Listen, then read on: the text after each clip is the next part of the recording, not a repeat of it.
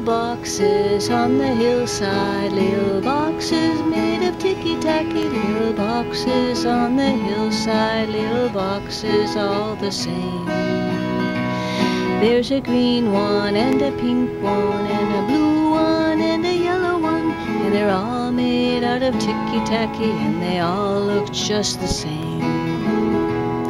And the people in the houses all went to the university, where they were put in boxes and they came out all the same.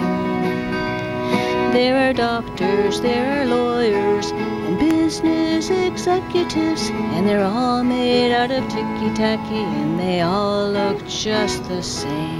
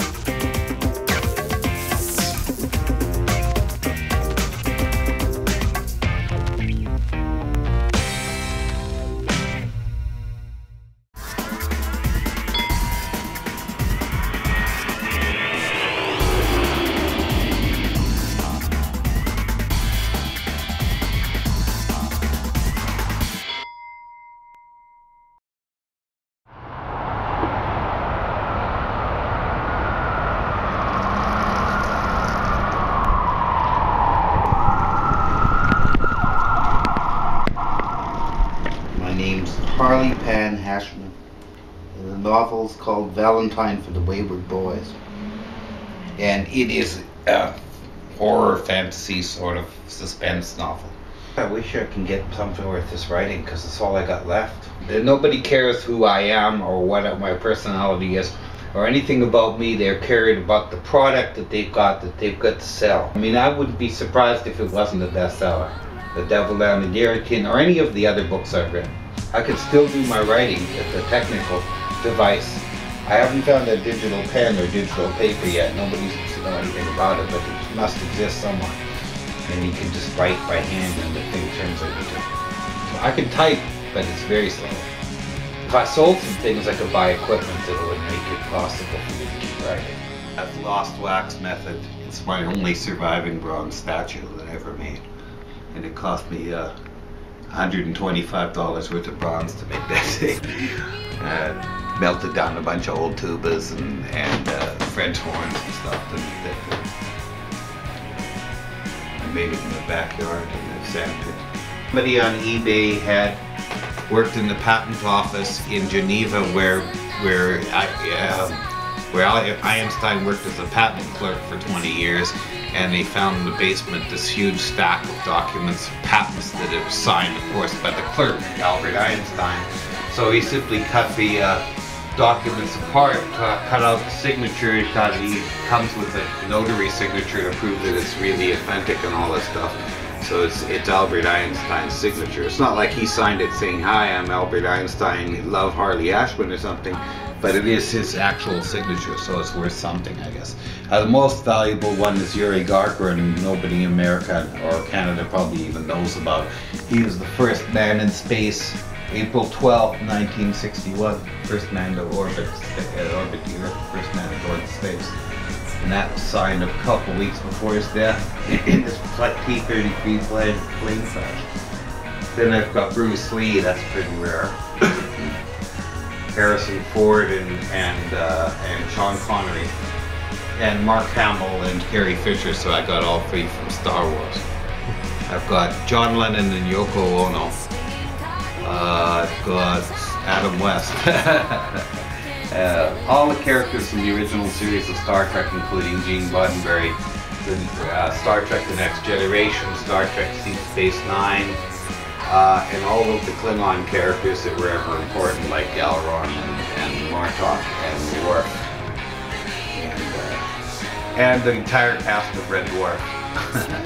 Because they came to Seattle once and I got all their autographs and stuff.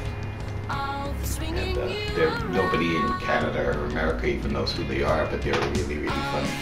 That thing there is a Klingon glyph and the Klingon bat'leth signed by Brett Spiner, the guy who played Data on Star Trek The Next Generation. I mean, I'm blind and my only companions are two little cats. And my own father's threatened to evict me from my apartment like 3 or 4 times because he says the cat box smells. And I've gone obsessive with cleaning up cat boxes and making sure there's no smell, and even hiring a maid to come in twice a month and clean up and all this stuff. And last time he was in here, he said I proved to him that there was no cat smell and all this, or at least nothing that would be so objectionable it would require me to move out or whatever. And he said he didn't care, he just wanted me to get rid of the cats anyways. He doesn't just want me to adopt them, he wants me to destroy them. And I'm just not going to do it, so I'm you know, backs against the wall, and I'm just going to let him evict me. It takes 90 days to legally evict somebody, and that's how long I figure it would take me to move out anyways. And they've got science fiction conventions in Vancouver and Seattle, and I could go to 2 or 3 a year, you know, and save up my money to go to them, and then when I go to the convention I could corral some publisher, and someday I may actually sell something. That's the best, your best bet is to go to a convention and actually bump into an agent or a publisher and then get them to read your stuff. A friend of mine was telling me the other day, Calgary and Edmonton and places like that are kind of places you go when to get work. You know, the only reason people live here is because there's jobs here. You know, and if the jobs dried up, they'd all disappear because there really is nothing here. There's no community here, there's no culture here, there's no nothing. There's the bare fundamentals of it, and maybe 20, 30 years from now, Calgary would be a great place to live, but I was here 20 years ago and it hasn't really changed all that much. It's gotten a lot bigger and uglier, but it's not really changed that much. And as far as culture here, there really isn't anything going on. And just the bare minimum that a city this size might possibly have. People live in a place like Victoria, it's just the opposite. There's no jobs there, really. There's no high-paying jobs there. There's no big companies there. People move there because they like the place, because they like the people. So it's got a different kind of an atmosphere than this. And it's very liberal. I remember the last time I was there seemed to be a lot of freaks and hippies and stuff too. And that's kind of what I'm looking for. You have reached a number that has been disconnected or is no longer in service. If you feel you have reached this recording in error, please check the number and try your call again.